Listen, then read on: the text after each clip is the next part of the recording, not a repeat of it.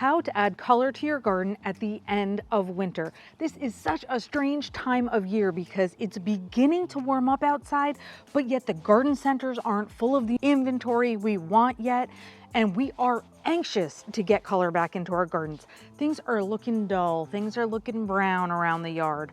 But today I'm going to give you some tips on how to get color back into your garden without all of the spring inventory, only a couple of cold tolerant plants, otherwise things that I had are right around me. Let's get going on it. Hi you guys, this is Nicole from My Carolina Garden.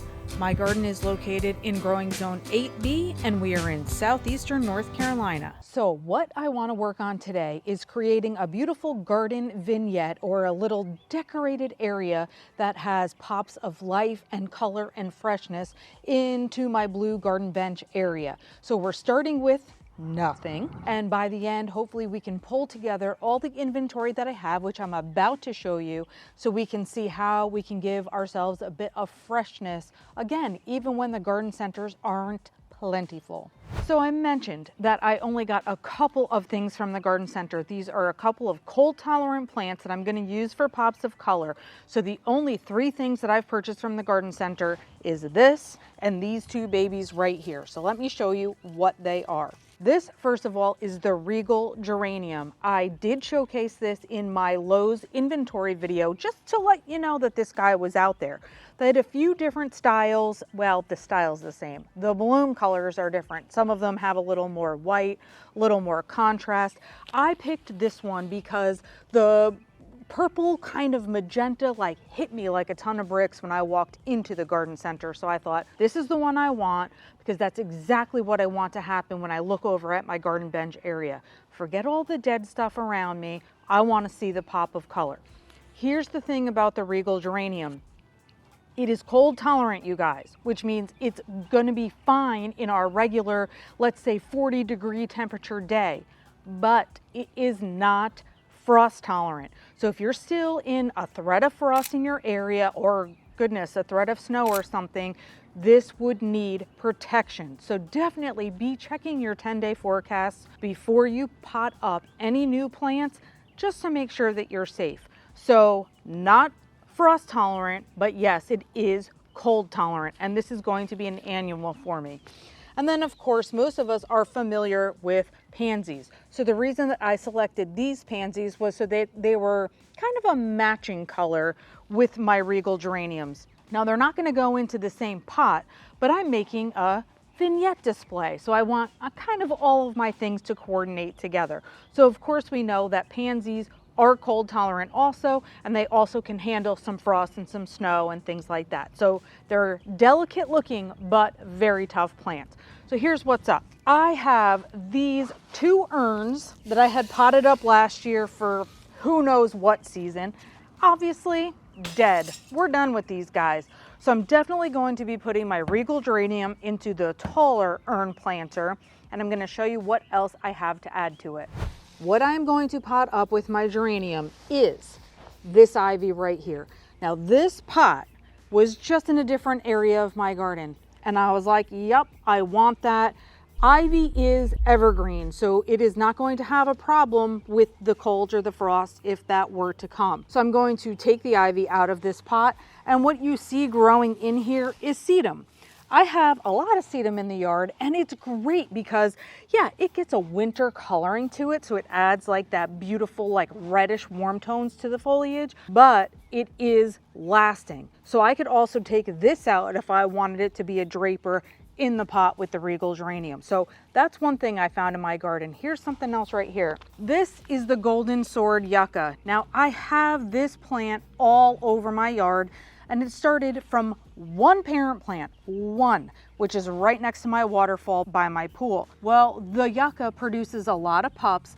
I separate those pups and I put them in all different parts of my yard or give them away to my friends. This is just an example of kind of a baby one. So it's pretty thin, pretty small, and also has its winter coloring on it, which is just the extra red tint to its foliage. This one I'm keeping on the side in case I want to add this into an arrangement. All right, so basically the other things that I have around me are other things that I just took from different spots in the yard.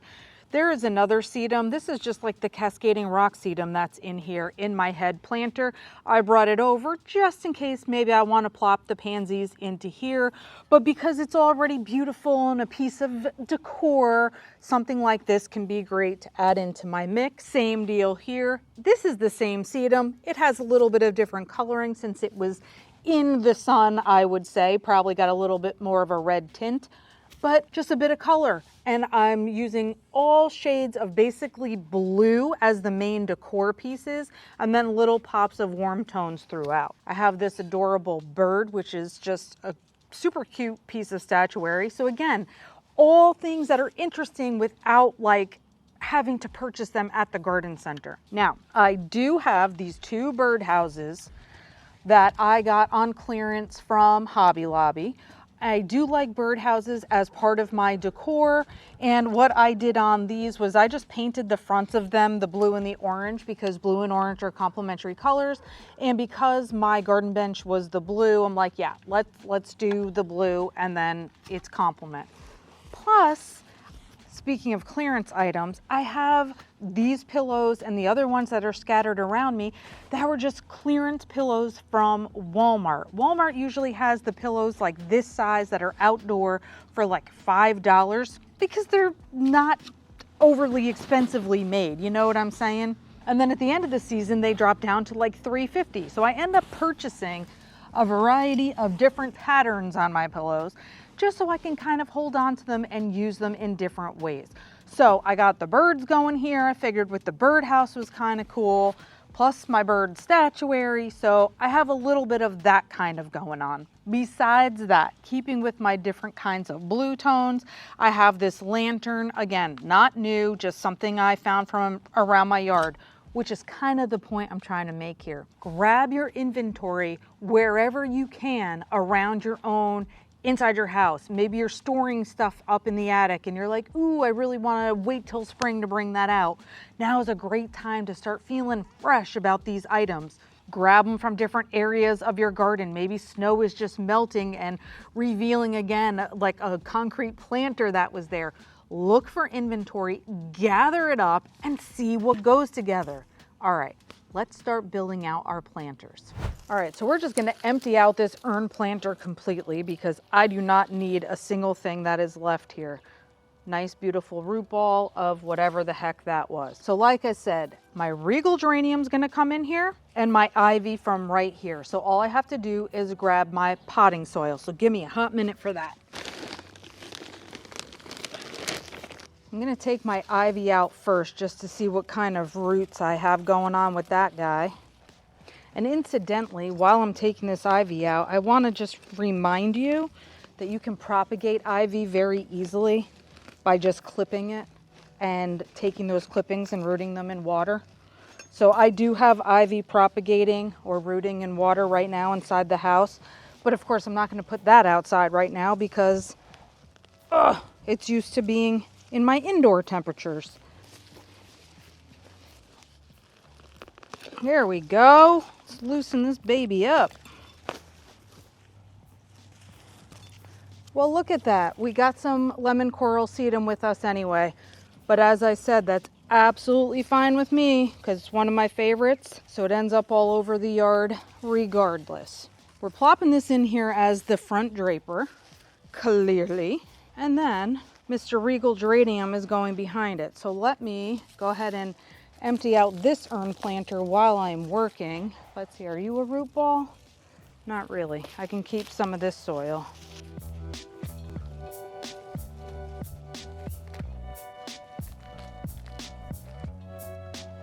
Got dirt in my hair, I can see that. Boy, that's the fun. Now we get to remember what it's like to smell the soil and have dirt in our hair. All right, let's check out how much soil we got here with our Regal Geranium. If I didn't already say it, Lowe's was where I got this. I'm pretty sure I did say it. But this is so far the only place where I've seen them so far. And I am mussing up the root ball here. Oh, look at this gorgeousness. Yes, I love it. All right, I could take some of this soil back and fit it in here. Let's say you choose to get the Regal Geranium yourself, but you are going to have frost in your forecast. You can use a frost blanket or a frost cloth to cover it up, or something light like a pillowcase, or you can move it real close to your house if it's a more protected area that can stay a little warmer beside your house, or maybe you have to move it into the garage for the night. So it would behoove you to not plant it into something too heavy that you can't move it if you don't have the frost cloth. Okay, I love this. The geranium adds perfect late winter color. So my first planter I love. I tested out whether or not I would like the yucca in here. I think it's a little weird. It's probably not big enough and vibrant enough to do what I wanted it to do. So then I was thinking, oh, let's add the pansies or the violas into the head planter in the back. However, because I like some instant gratification every once in a while, I'm thinking I'm going to take out this sedum and go get me some bigger, longer strands of sedum right from my garden. So guess what? You got to follow me. All right, right here in my rock garden, I have a whole bunch of the same sedum that's in the head planter right now. However, this is why I'm deciding to dig this up. This is my beautiful dianthus, which is going to be blooming in no time. And the dianthus and the sedum are kind of running into each other right here. So I'm kind of going to do a little bit of work to just separate these guys. And it will be good and useful for my planter as well as for my rock garden over here. And I'm just trying to scoop up a bit of it and break it apart from its neighbors. Look at this. Gorgeous, more of a draper because I have longer pieces. I think this is going to work very well in my head planter.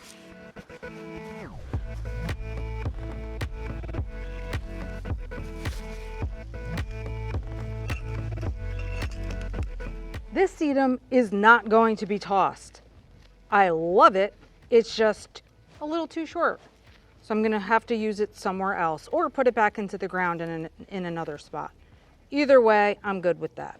So we are going to try not to cover the whole face of my beautiful head planter with all of this length. Oh my gosh, it's so cute. And I probably have a little bit too big of a chunk here actually. So let's break it up a little further. And these pieces cut and root so easily. Yeah, this is a little bit more like it, I would say. And let's go to the side of my head planter so we're not fully covering the face. And then get our violas. Is that going to do the trick? That's going to do the trick. All right, let me get some potting soil to do some filling in here.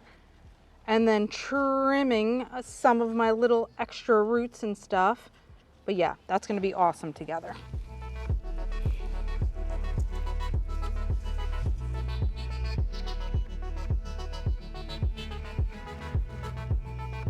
All right, so the yellow yucca did not look right in my opinion, but we're going to try this lemon coral sedum that has our, like I said, winter color right now. It's not bright chartreuse like it will be a little later on, but because it's been in this pot already, the draping effect is already done, so it looks gorgeous.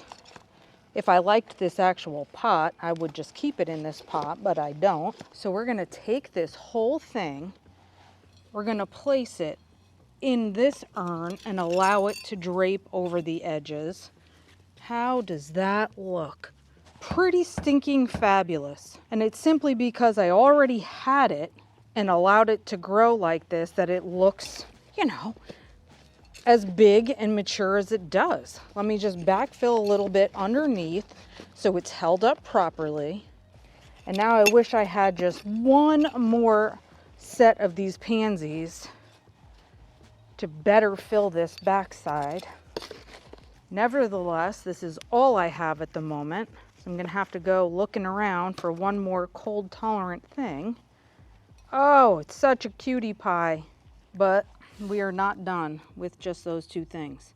I think we're going to take what we have already done, start creating our vignette, and then seeing where our holes or missing pieces are, and we'll fill them up at the end.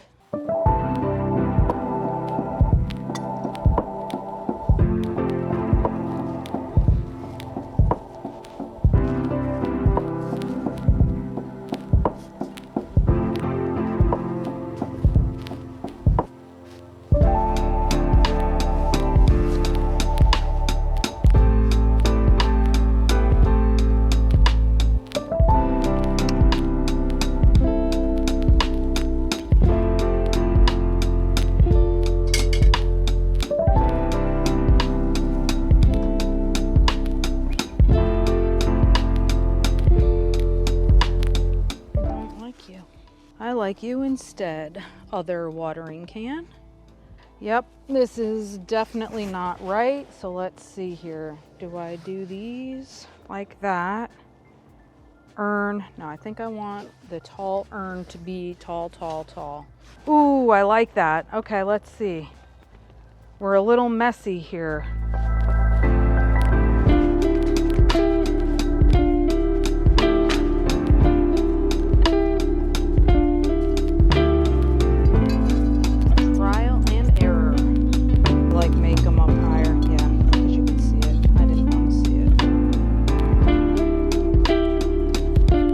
I didn't feel like it was fully complete over there. I felt like I was still missing some other things. So I came over to my succulent garden, and I think I'm gonna take this little terracotta pot that also just has yet another kind of sedum in it. Ooh, gosh, I love the green growing on that. That looks really cool. I'm gonna take this over, and I'm gonna take this terracotta ball over as well.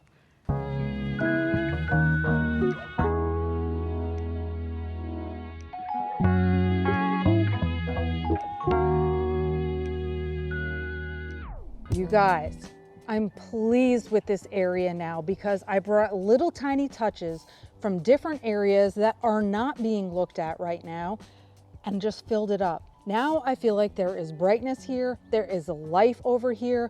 The wind spinner, I don't know if you can see the way that the wind spinner is cascading like the light around. Oh my goodness.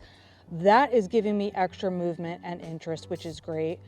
I can see actually the wind is blowing ever so lightly, and so the violas, I keep saying the wrong thing, the violas are moving around, so it just, everything I feel like is harmonious now. I have purple, purple, and purple. I didn't want to put them too close to each other and bunch the purple up, and just incidentally, directly behind me is the wisteria vines. The wisteria vines are what's growing up that trellis, which means about mid-April, so all the cold tolerant plants are still gonna be here. Mid-April, we're gonna see purple plumes of wisteria right behind this bench. So I feel like everything pulled together perfectly. The only thing is I've decided the birdhouses definitely have to go up on the fence. They'll be useful there, and they don't really fully make sense, I don't feel like, with what I have going on. So the birdhouses will be moved, everything else is staying the same.